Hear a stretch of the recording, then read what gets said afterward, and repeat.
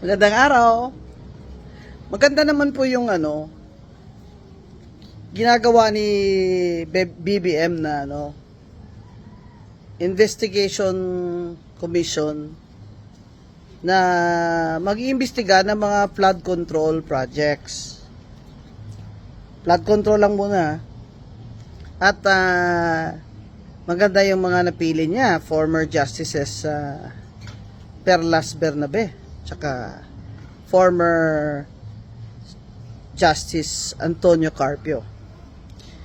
Ang tanong po, nasaan ang executive order ng committee o commission na yan?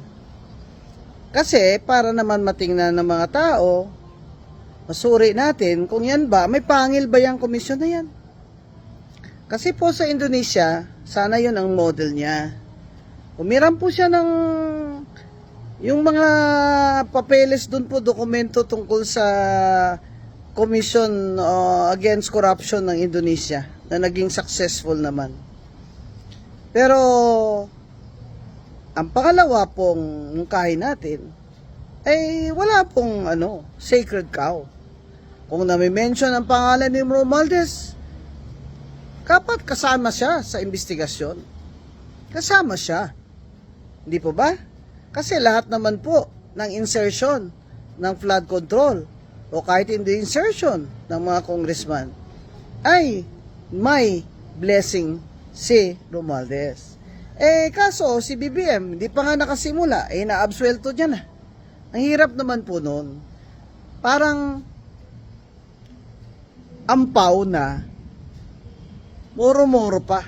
Kung ako, justice, sigurado, titingnan niya ng mga justices dyan. Nasaan ang executive order? May pangil ba yan? Ano yung mga powers namin? Hindi naman basta-basta paggagamit dyan. Si Justice Carpio. Para sa politika? Hindi. Para na po sa bayan ito. Pag nasama po sa mga affidavit ng pangalan ni Romualdez, isama po siya sa investigasyon. Wala pong sacred cow, kahit pinsan nyo siya, BBM. Kaya dito po nagsimula ang lahat Hindi naman po nangyari itong mga corruption na ito na looting ng ating national coffers kung hindi siya ang naging speaker. Abay, malala pa po ito ng panahon ni President Ferdinand Marcos. Malala. Kasi ngayon, yung mismong mga congressman na siyang gumagawa ng budget natin, ay siyang mismong nasasambit na may mga kickback. Hindi lang sa flood control, kundi sa iba pang infrastructure projects. Kaya, maasa pa po kami, pero rally na po. Rally na po. Mga tao, nagrarally na. Ako po, sasama ako dyan sa Luneta sa September 21. Gusto ko rin sana sumama dyan si EDSA sa 13 kaya lang po, alanganin po na nasa labas po ako ng Maynila ngayon.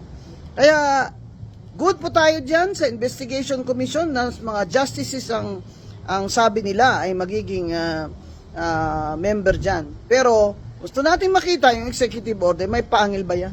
Ano ba mga powers niyan?